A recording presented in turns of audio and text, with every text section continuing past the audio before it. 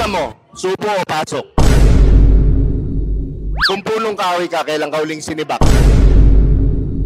Mabilis ako gumalaw eh. Parang, shut up, let's do it. Gano'ng katagal yung subo? Hanggat hindi siya ako nagko-collapse. Oh yeah, Daddy! What's up mga China? Ito nga pala ang paborito niyong Tio, si Tio Bry. At syempre, nandito ako ngayon sa Shift Chillax Fest. Syempre, bilang paborito niyong Tio, meron na naman akong kasama na dilag ngayon. Ang pangalan niya ay... Apple Angeles. Ay, grabe, Apple. Ilang taon na? 18 po. Smell cap. 18? Nako, mahirap to, 18. Legal na naman, no? Strict ang parents ko. Parang 36. Ay, Huwag ka ganyan. parang 36. Hindi, 36. Ay, mali. 40. 40 Capsi. Ay, grabe. Ang laki ng future. Malaki talaga. Ay, ang ganda rin ng necklace. Ang ganda, ha? Ang ganda ng necklace. Double A. Double A. Okay. Yan.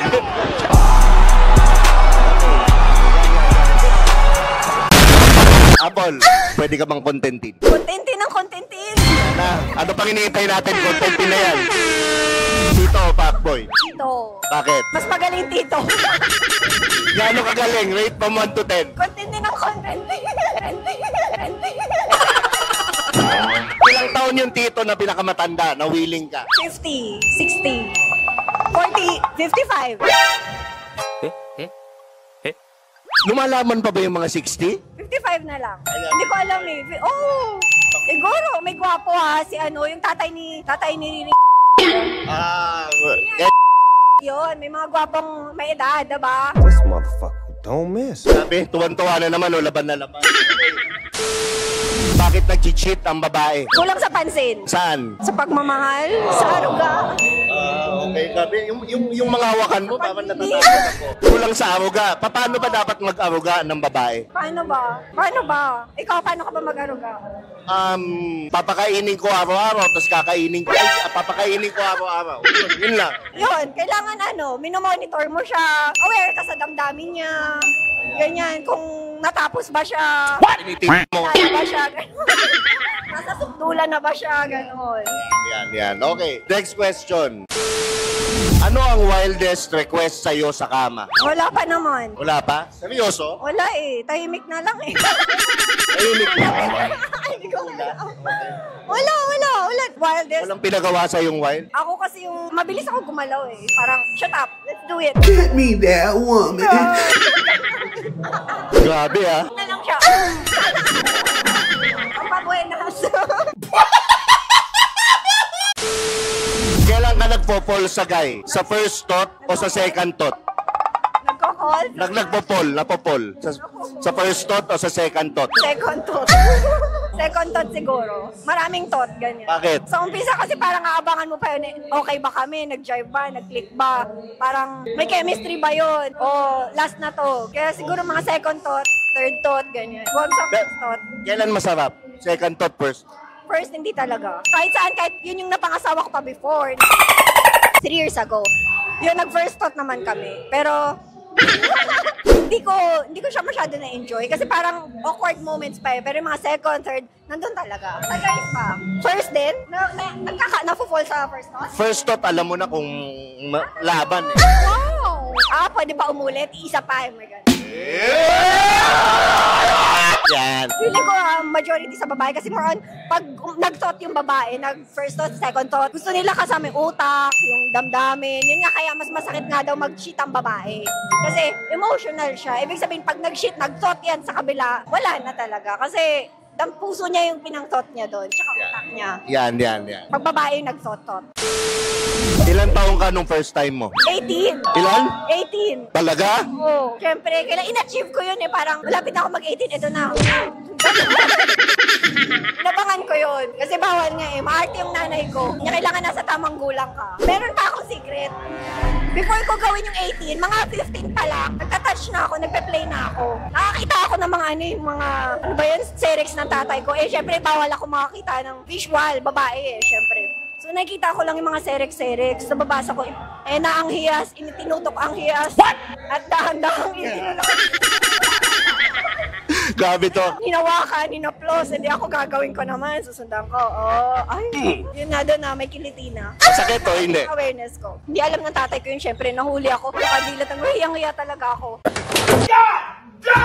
Eh, syempre, hindi ko gagawing masakit. Talagang swabe lang kasi sa kamay ko naman eh. Ah, yung pala yun. Ano ang talent mo sa sexy time? Ano? Oh, say less. Ano? Buko juice? Buko juice? On top? Yan. Ano? Both. On top, side by side. Mas gusto ko yung natitikman ko yung partner ko. Saan sila nababaliw doon? Pag hinihigop ko na, tapos patapos na.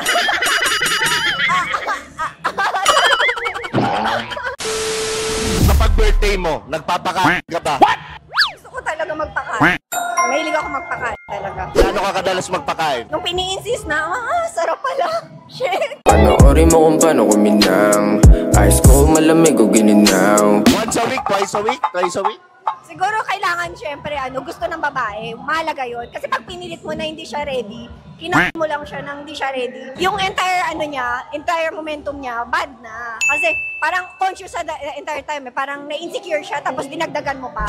So sobrang halaga yun. Normally, nagpapakain ako kapag yung alam kong tapos na yung menstruation, ganyan. Malinis, ganyan. Pag pinilit, parang puto. Ayaw mo ng romansang dinuguan? Basta wala tinginan sa dugo. Eyes on me, gano'n.